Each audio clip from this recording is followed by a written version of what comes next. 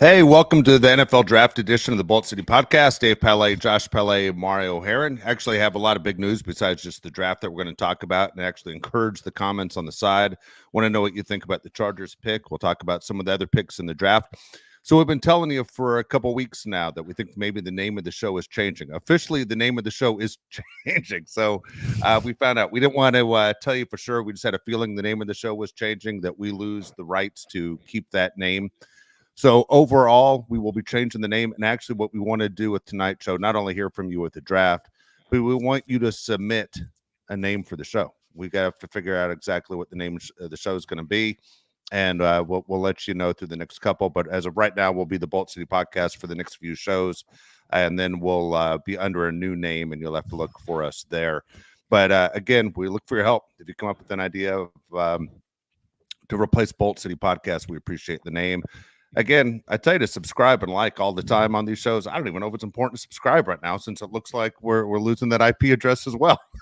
No, keep subscribing to YouTube. Keep subscribing to YouTube. Okay. When we have a new IP address for Spotify, Apple, wherever you get your podcasts, make sure you subscribe for everyone in your family. So if you're a family of 8, grab 8 subscriptions. I don't know. All right, do it. There you go. That's a good idea. All right, so you're going to subscribe to the show, so we appreciate that as well. But we will get things in order. Hopefully by the next time we log in, we will be able to give you the name of the show. But please help us out if you have any ideas for a name. There are some certain rules, Mario, before we get into the draft. You said we can't do anything with an S. Is that what you told me? Yeah, so it can't be like, you can't say Chargers City, like Bolts City. Like you can't be Pearl. I said that word, right? I don't know. I've had a long day. Yeah, but someone said Chargers Talk Podcast. No, you can't. We can't use Chargers. You can't do that. Yeah. Yeah, it's frowned upon in the Spanos family. They won't let us do it.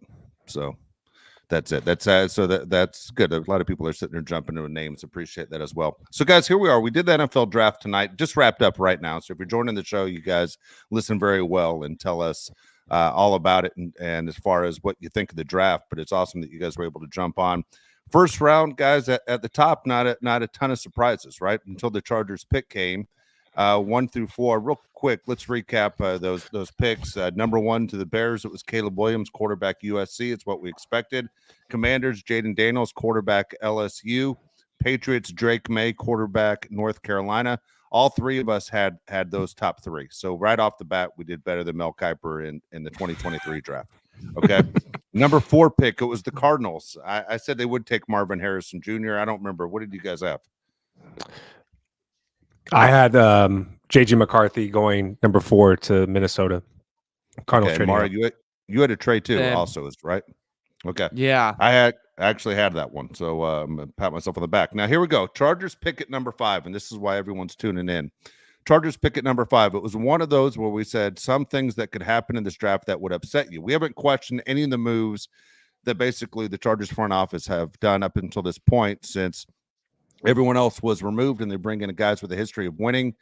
And we said, whatever you do, don't draft Joe Alt with the number 5 pick for the fact he's a left tackle, didn't do well when they tried to put him through right tackle drills, which now leads you to believe, Josh, that Joe Alt coming in will stay at left tackle, means Rashawn Slater goes to right tackle. Now, I know we've had some people who have written that to us in the notes during the show.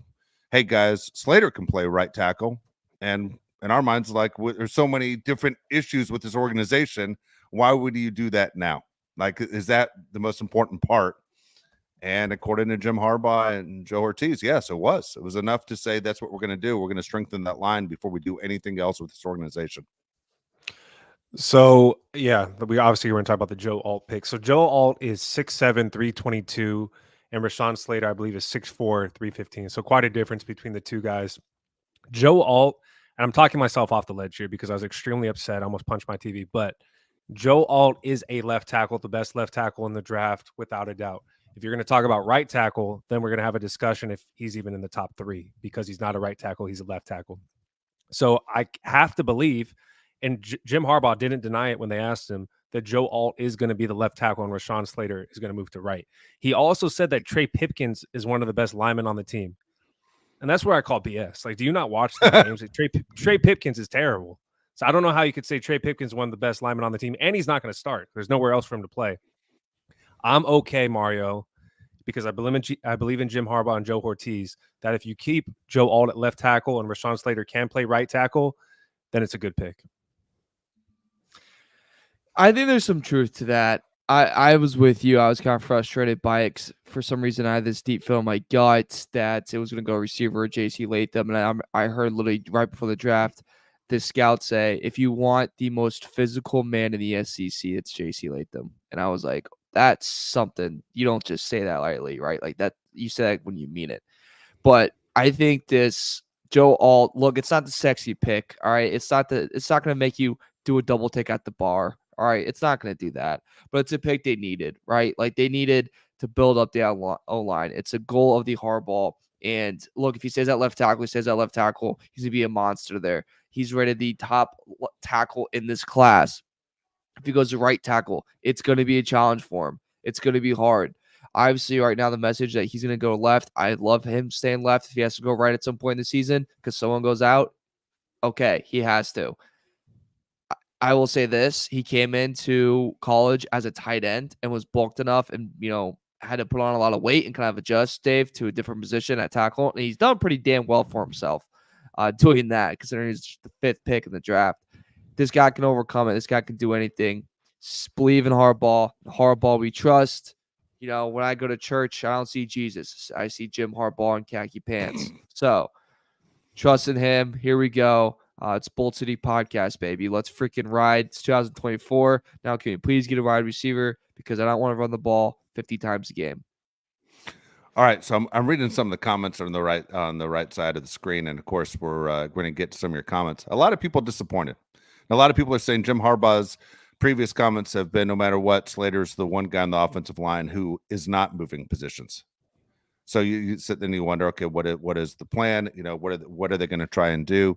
I'm going to tell you guys, I am disappointed by that pick. I mean, when that pick was announced, I was disappointed. At that point, when Marvin Harrison Jr. was gone, and I didn't think they were going to take Brock Bowers, I was hoping for a trade. I was like, let's get a 2-for-1 here. Let's go ahead and get 2 first rounds. Let's work this out with the Vikes. Now, the Vikes look like they got their guy all along. They ended up with J.J. McCarthy at 10. But then you sit there and say, well, was the J.J. McCarthy thing just hype? I imagine the Chargers and the Vikings had a conversation, and the Vikings said, you know what? We're pretty sure we can get our guy. We're looking at that board going, he's going to fall to us. We just don't want to have to spend as much to move up. And, of course, the Vikings moved up one spot.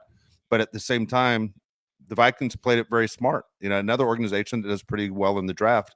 Right now, if you're a Charger fan, you already have – the sexy guys. I mean, the guys that you buy the jerseys for, the Justin Herberts, the Derwin James, the Max, the Bosa's. If you buy those jerseys, then you have those guys. So every move they've made so far, Josh, I'll throw it back at you, isn't one of those guys who say, I got to run out and buy that jersey. Like, I'm all in on this Charger 2024 team. They aren't selling jerseys. I understand they're trying to win games. I got it. But I was disappointed by the Joe Alt pick. Really disappointed. Well, they're obviously trying to build a team that we can't see yet, right? They're building a team that's going to play the smash mouth football that the Chargers haven't been known for in a very long time. When people talk about Rashawn Slater, what team has been known as that? Smash mouth football? Titans?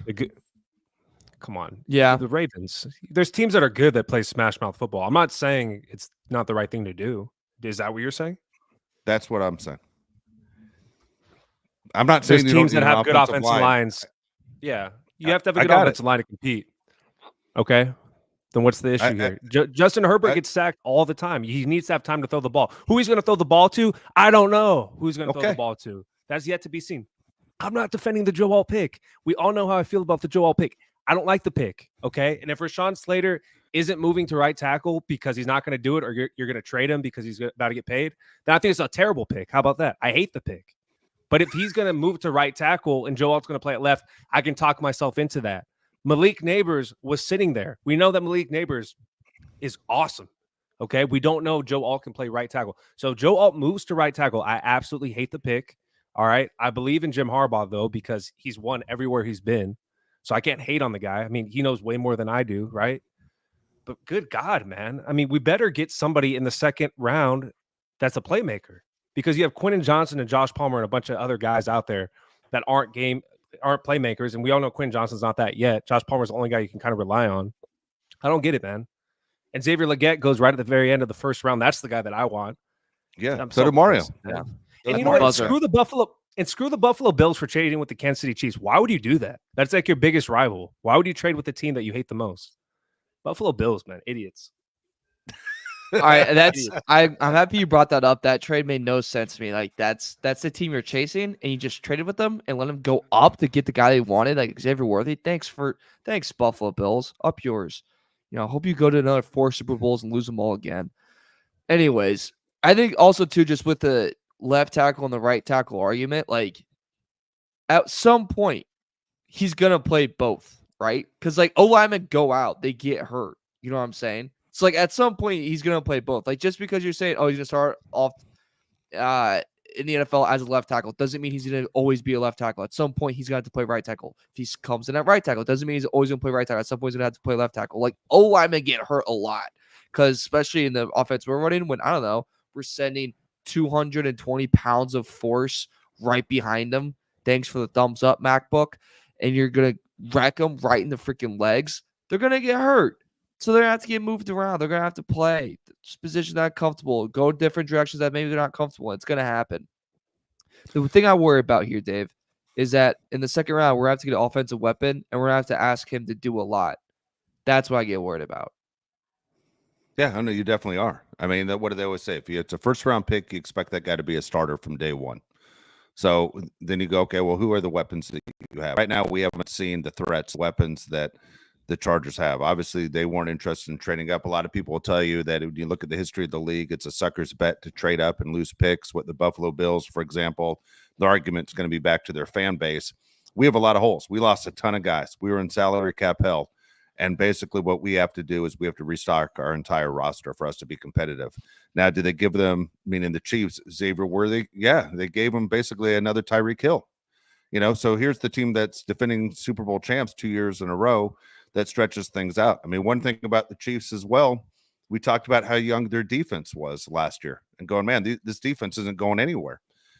And Jim Harbaugh, man, I do have faith in the Chargers. They haven't played a game under this regime. I understand the roster isn't finalized. We've only gone through one round of the draft, and maybe I'm pushing the panic button. I just like I will say the way they're setting up the foundation of this house makes me very nervous. Like they haven't adapted, like the old man who's complains about guys on the lawn, yelling at clouds in front of his house. Like, do you understand how this game works? Like this game isn't played between the hashes anymore.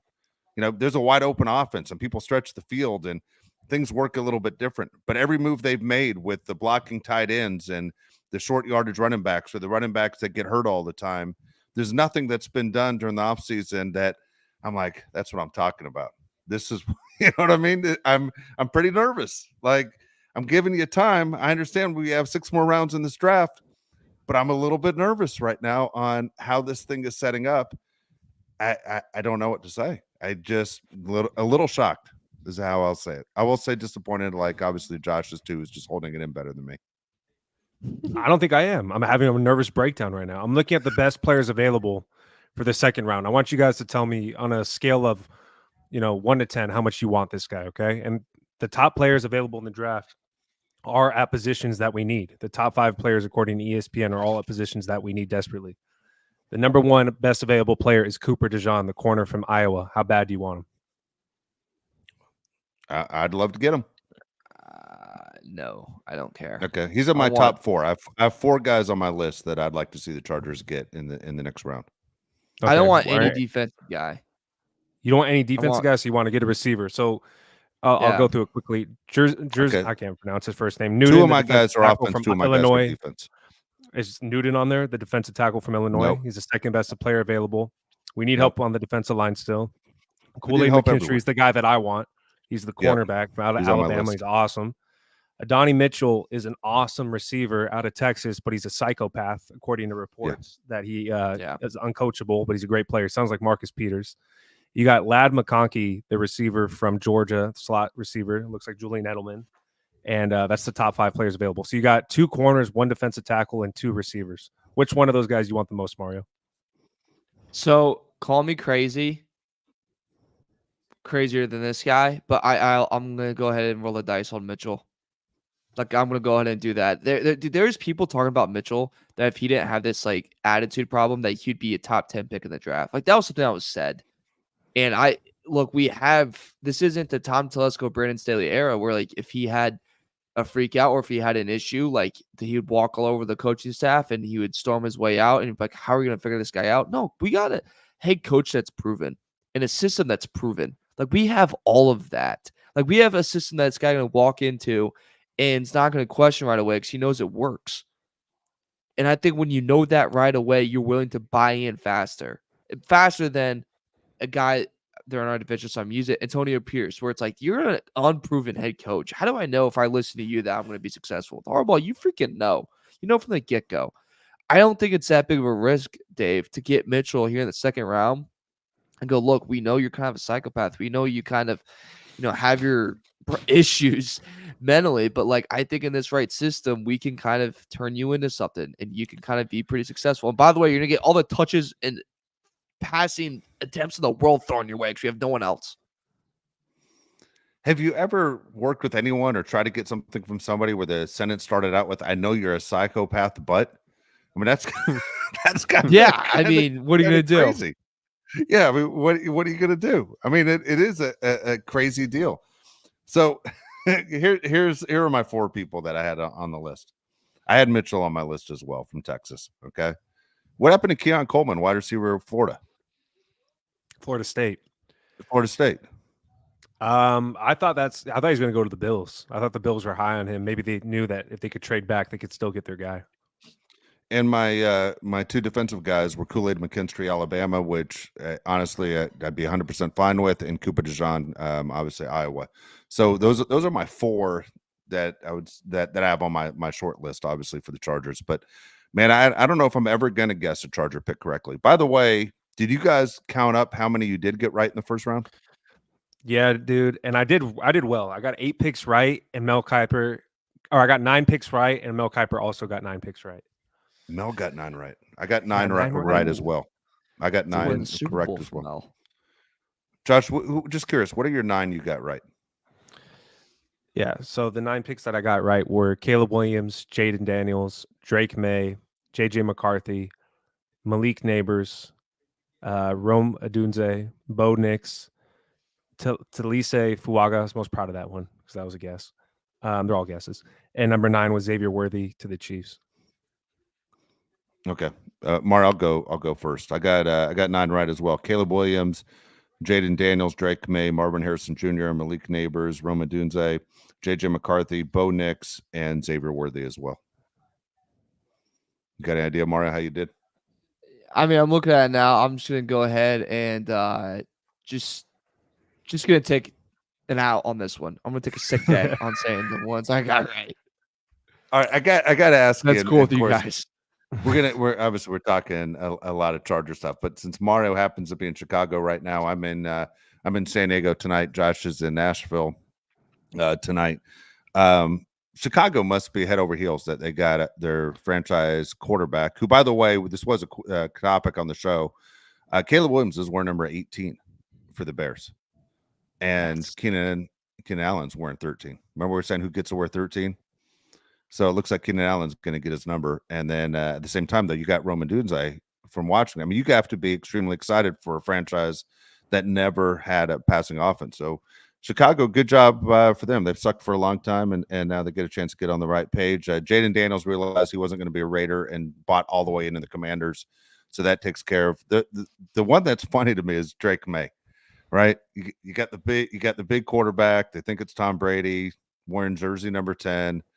Mac Jones, big quarterback, wearing jersey number 10, like just scrape Jones off the back, put May on the back, and we're all good to go. We, different quarterback, same story for the Patriots. But overall, I love the draft. We said it before. It's like all 32 teams, play at the same time, right? Unless you're the Buffalo Bills, all 32 teams play at the same time. Are you going to bury the lead here, Dave? Go ahead. What's the lead? What am I missing? What are you burying that our enemy got Bo Nix at 12 for quarterback? Hold on, I got a lot of stuff for okay. enemy. Okay. Sorry, I jumped ahead. I got a lot. Since we're going to jump into that topic right now, we'll talk about the enemies here. We already spoke about Xavier Worthy. Basically, Tyreek Hill's now, second coming going to Kansas City, and you add, major speed to Andy Reid's offense again.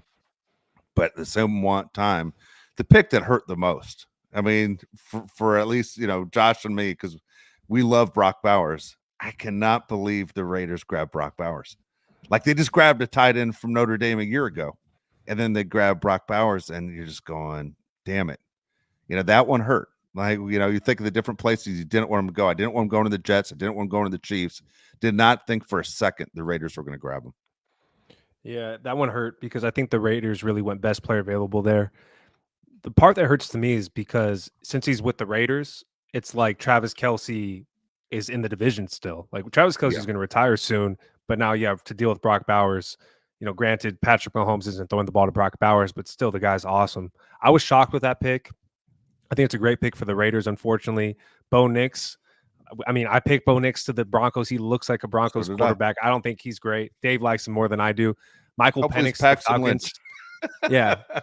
To me, the two biggest shocks in the first round were Brock Bowers to the Raiders and Michael Penix to the Falcons.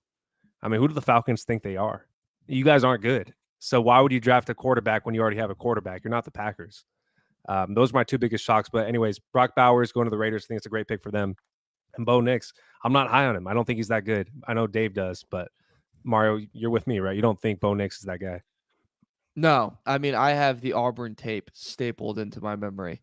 I was working with Ryan earlier, and he said that, and I was like, dude, I have the same thing. It's every time I look at him, I understand the organ numbers are great. I understand that he bounced back big. But, dude, if you watch that Auburn tape, I mean, holy hell, that guy sucked. Like, he was just god-awful over there.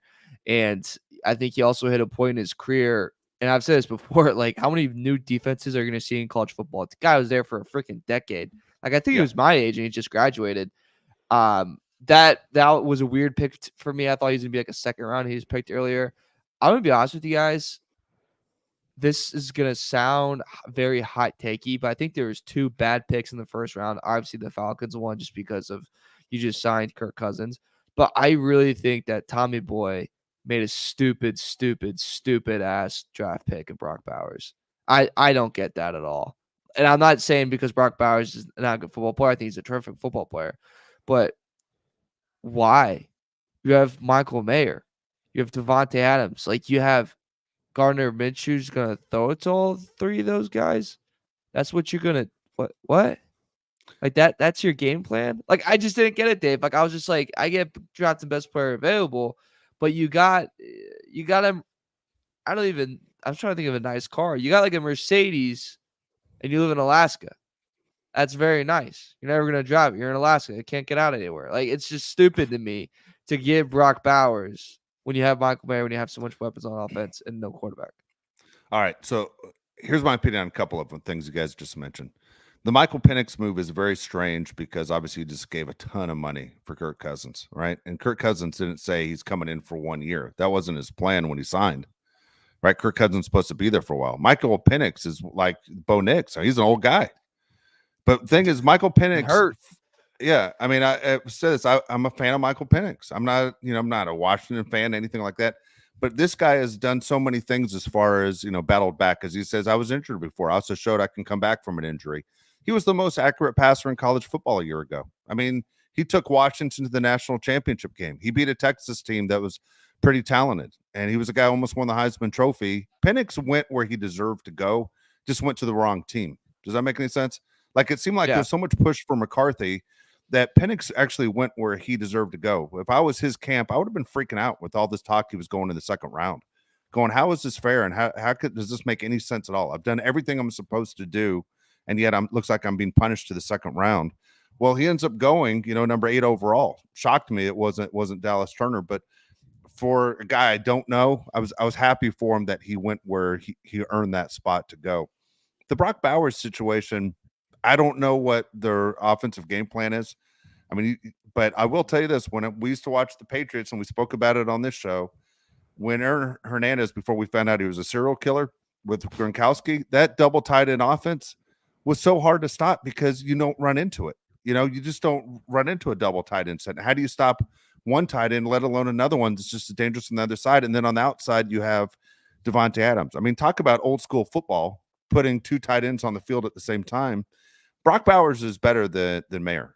He is. Mayer was a disappointment last year. Not saying he's not an NFL player, but I always think of the line that Josh told me about how people evaluate tight ends and their success. What do you say, Josh? It's always all in the hips, right? Yep. It's in the hips on how athletic you are. Meaning, there's a reason Travis Kelce had success, a reason Kyle Pitts has not had success. There's a reason why. At that bar too, all in the hips. Say that again. I had to. What a was girl the told joke? me at a bar too. Yeah, I've heard that too. I've heard that too. Good for you. So you got the situation with the tight end position where you go. Brock Bowers is extremely athletic. He's different. He's different than other guys. He's the closest thing we've seen to Travis Kelce. I understand taking the best player available. Let's see how they use them. Before we sit there and rip the hell out of that pick, I'm kind of curious to know how the Raiders go about this and how teams go about stopping them. Kind of like the mismatch that the Titans played for years with Derrick Henry. How often do you see that type of football to prepare for it for one game out of the year to go, that's our deal? And let's be honest, how are the Chargers going to prepare for it? They have a tough enough time with Kelce, let alone if you have two tight ends that you basically have to worry about and go, and do you cover those guys with a safety or do you cover those guys with a linebacker? What is your situation to stop that offense? And Gardner Minshew, as we're sitting here talking, the guy who's supposed to distribute the ball to these guys, Gardner Minshew is a serviceable quarterback for a year or two.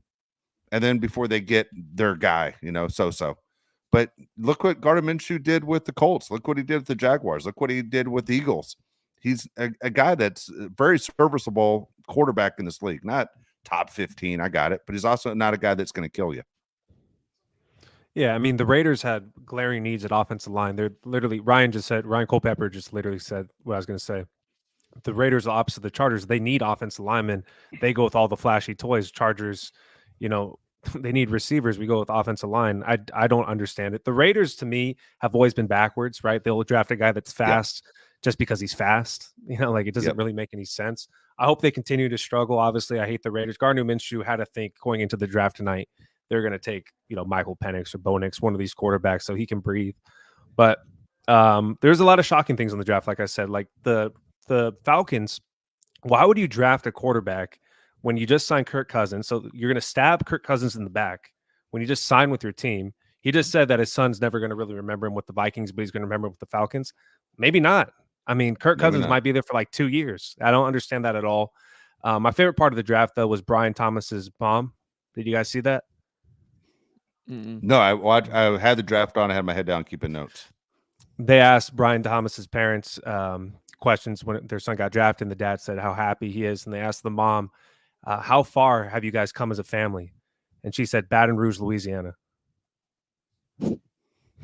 Jesus. Fair. Okay. All right. Yeah. I mean, she's not wrong. Fact or fiction? Yeah. Yep. Fact. But yeah, I don't know. So the pick I'm looking forward to, and I didn't mention it when the best players available, is Powers Johnson, the center for the Chargers. If you're going to beef up your offensive defensive line and you're not going to go with the receiver because there's other guys like Brendan Rice that are still available that you might be able to get in the third round, would you go with the center, Mario? That's something that Harbaugh might do. I guess center, if you want to go that route. If Cooper's still there at corner, you might as well take a little flyer on him. Just the thing that I just really, really worry about too, of just this the ignoring of the receiver. And if you want to get Rice later, I get it. Like, I think he's a talented player. I just think you're going to ask a lot of that guy to be number one receiver right away, which is really hard to do unless they're Puka Nacua, and Puka Nacua don't grow on trees. We'll see with that, Dave, on like how that looks or what that can look like. Or if they go linebacker, Edger and Cooper from Texas A&M, that one wouldn't really surprise me. When the hell is a running back going to get taken off the board in this class? That's going to be really surprising because we went from last year when it was like, oh, should Gibbs and Robinson be taken this high, to this year where it's like, yeah, see a running back, maybe third round, we'll catch you then. But Dave, like, if I had to say a big winner, I think in this draft, like in just terms of getting what they really wanted, I would shout out the Minnesota Vikings a little bit, like getting JJ McCarthy, and I believe they also got Dallas Turner. You got a pass, you got edge rusher, and you got your QB. Yeah, you did what the Texans did last year on a little bit lot lower of a level. but I was really impressed by that. But I'm just scared that we go into end day 2 and we have no receiver. That scares me a lot. Yeah, me too. I mean, me too. When you sit and you look at the offseason and everything that's going on. So, you're speaking of receiver. Any chance the Niners would pull a trade with the Chargers, right? You keep hearing that the Chargers are looking, the Niners are looking to cut payroll. The Niners just drafted a receiver in the first round. I mean, it sounds like they're setting up to get rid of either Ayuk or Deebo Samuel. Any chance you guys would go ahead? I want Would you Ayuk. trade? Debo's damaged goods. I want Ayuk. I think Ayuk's a stud. I think if there's a world where Slater gets traded and we bring in, one of these receivers, like I think that's very possible after what happened tonight. What about T. Higgins? Would you want Ayuk or Higgins? Ayuk. Either. But Ayuk more. Yeah. 10 times Ayuk's he's a stud, dude. And I was shocked that the 49ers took a receiver. I didn't think that was going to happen. And with Xavier Legette right there, I was like, you could have Deebo Samuel twice on the same team. I thought that would make more sense, but I think there's a chance that Slater could get traded now. And also with Ayuk too, like he would be coming into an offense where like the Niners is a very run heavy offense, and that's coming into a similar situation with the Chargers, where I think would help a lot. I think with Higgins being on such a pass heavy offense, he's looking more of I want like a bigger role and a lot more money, where Chargers won't really be giving him that. So Ayuk I think is a perfect fit. I would toss the second, I'll toss the third, I'll toss the fourth, toss next year's second. I don't care. I would take Brandon Ayuk and I would give him a big fat hug and tell him he's gonna be my snuggle buddy or something. I don't know, man. I always laugh at you offer stuff that nobody wants. Yeah, Like, wait, what do you offer? I'm in. Yeah, I'm in. Got to offer something. I'm a good cook. You got to offer something. So it looks like as we look at some of these comments, guys, that I think people wanted the shiny toy. I think a lot of people are upset that they didn't grab Neighbors. That Neighbors was right there, and we talked about how they were ranking the wide receivers. That I think a lot of people are upset that they didn't go with the shiny toy. The fans, I understand, always want the shiny toy. The different situation is this team did need a shiny toy. They need a lot, as we pointed out. It wasn't one of those where, hey, we already have 3 wide receivers. What are you doing taking Malik Neighbors? This team did need something, and very, very strange. How this thing goes. The deal is in the past. The Chargers obviously have been the butt of many jokes across the NFL, like certain organizations, right? Certain organizations draft well. The Ravens always draft well. The Eagles draft well.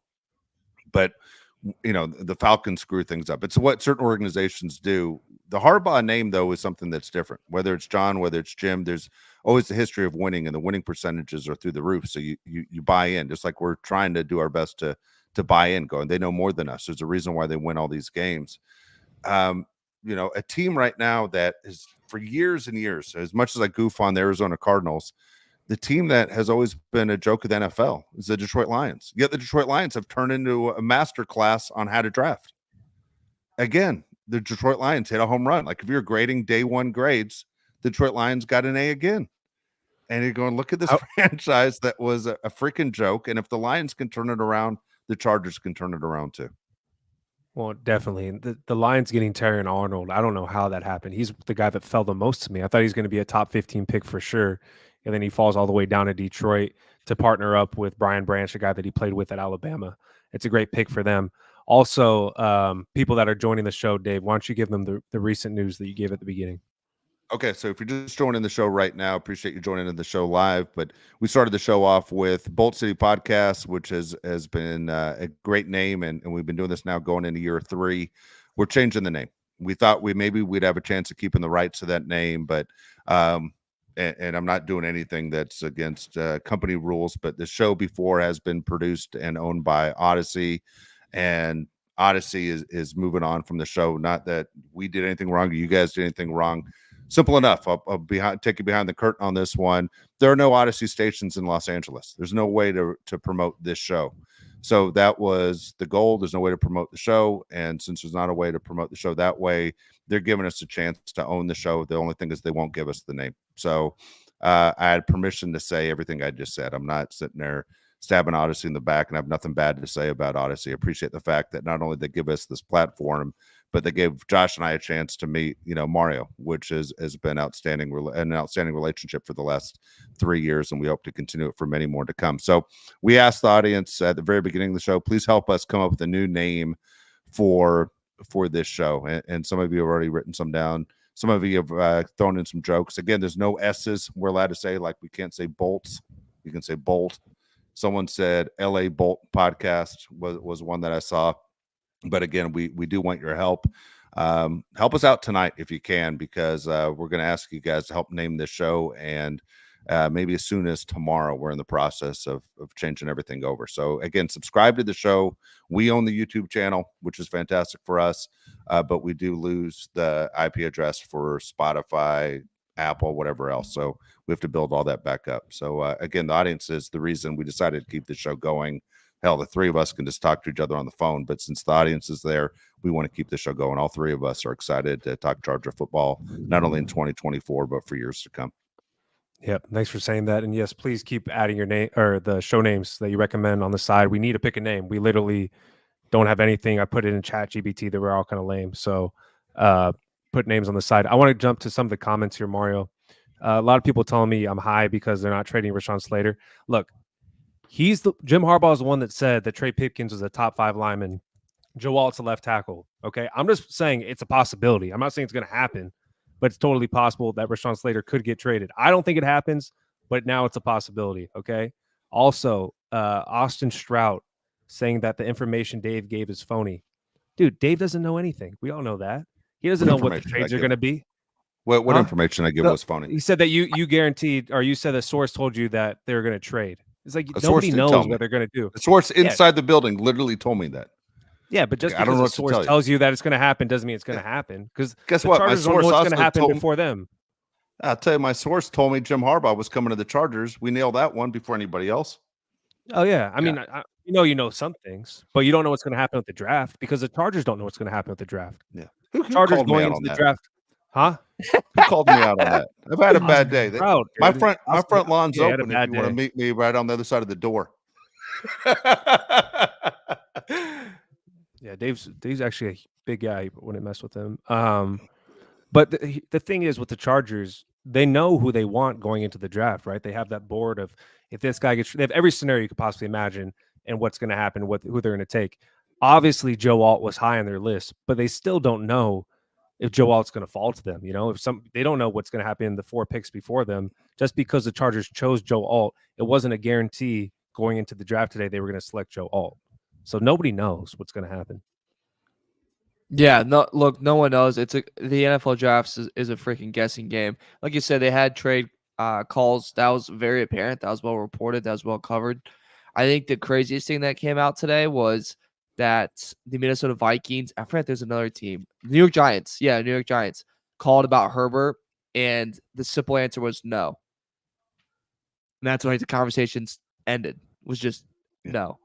So for all the dum-dums that thought, and by the way, someone commented, you can cuss now. We can't cuss now, but you're not going to cuss in the first 10 minutes because of our great friends at YouTube, and we're going to always work with them, do whatever we can to stay monetized, baby. Here we go. But I just found that humorous, Dave. Like, I just wish I could be a fly on the wall of Joe picking up the phone and going, hey, yeah, let's talk trade. And they go, Herbert, and he goes, no, and just hangs up the phone. Like, I would love to do that. I would love to have been that. What would again, I'm very happy that Herbert wasn't traded. We had so many people tell us, guys, it makes complete sense to trade Herbert. No, it did not make any sense at all to trade Herbert. You have your franchise quarterback. There are 27 teams out there looking for a top 5 quarterback. What the hell are you talking about? There was no way Herbert was going to be traded so Jim Harbaugh can be reunited with J.J. McCarthy. That was insane talk. The fact that the Giants called the Chargers and asked for Justin Herbert, I appreciate the fact he picked up the phone. But in return, I literally will trade you Justin Herbert for the right to own your entire franchise. There's nothing that the Giants could offer that you would go, I'm making that deal. You could throw in the Statue of Liberty. I don't want that deal. Wouldn't that be the easiest way to screw up the locker room? If you trade your franchise quarterback for J.J. McCarthy, wouldn't everybody in the locker room think Jim Harbaugh's like an idiot? And a liar. Jim Harbaugh's an idiot and a liar because he told you going into the draft and the whole offseason that Justin Herbert's the best player ever. It'll be a complete lie. So I never thought for a second that was going to happen. Just because Antonio Brown has been tweeting it off CT ESPN doesn't mean I think it was going to happen. He has gotten some things right. Like Antonio Brown's, we know about him, but he has called some things. But that was crazy, Mario. There's not 1 second I thought that Justin Herbert's going to get traded. This was something I said before the show, Dave, and you weren't on yet, and I would love to. Me and Josh, I can't wait for your reaction to this on show. So Mel Kiper, our favorite, our guy, mock drafts always the most accurate. I heard that he doesn't have a phone, and in order to get in contact with him, you have to call his wife, talk to his wife, and then she puts him on the phone. So a guy that was a journalist, that's one of the biggest voices on draft day and creating mock drafts, doesn't even have a cell phone when his job is to talk to GMs across the NFL. But if you miss him, you have to talk to his wife and then get a hold of him. That is why would he put his wife through that? You know what I mean? Yeah. I mean, why would he do that? I mean, what the hell's going on in Baltimore? They don't have cell phone towers? I mean, it's ridiculous. Every guy he works with at ESPN literally has their phone on the desk, and they're constantly picking it up, looking at it. What? Todd McShay's like, you got to be kidding me. That guy still has a job, and I'm out? It's ridiculous. That can't be real. There's no way Mel Kiper doesn't have a phone, right? No, it's real. It's literally your job.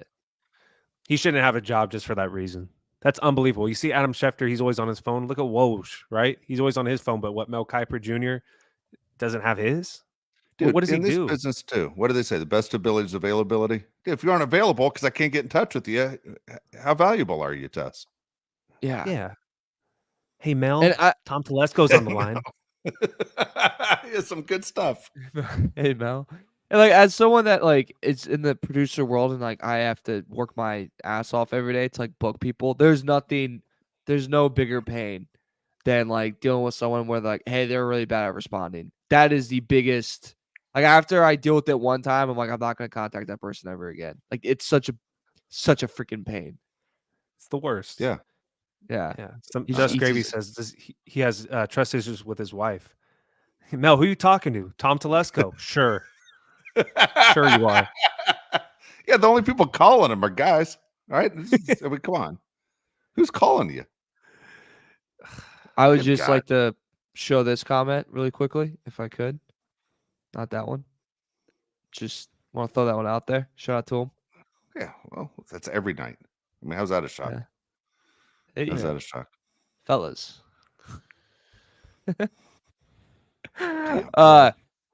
Yeah. Do you guys want to run through these names? Yeah, let's go through some. I saw some were popping up. I was like, that's not bad. That's not bad.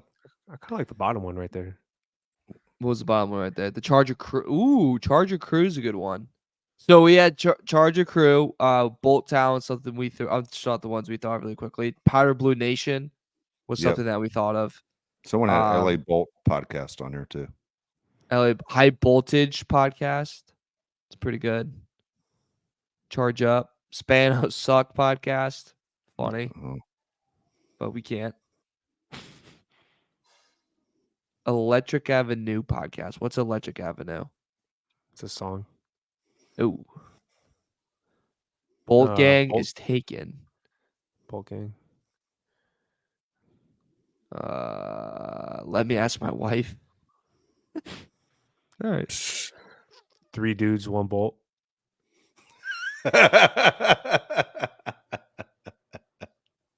That sounds like we're playing as Justin Herbert and Harbaugh and Joe in an adult film.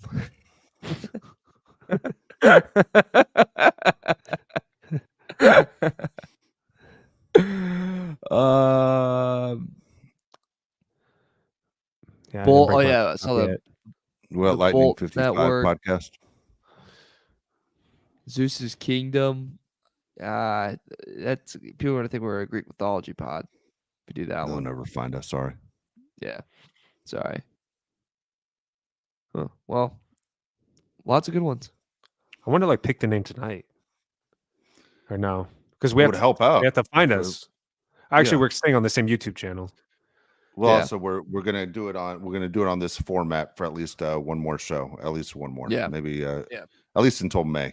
How's that? Until the end of the month, whenever looking at the calendar, we'll get at least one more in here on this format before we end up changing. But we would like to start the process as early as tomorrow, meaning Friday, and start working, making things easy for you. So again, appreciate everybody that's been listening. We do want your comments though, as far as everything that's going on with the draft, the Chargers pick. Joe Alt, if you're watching this show and you aren't watching it live and you're watching on YouTube, please let us know what you think about that pick. Curious to know. I know a lot of people had it in the media saying that it was going to be Joe Alt. We kind of fought it for the last couple months and why it didn't make sense to us.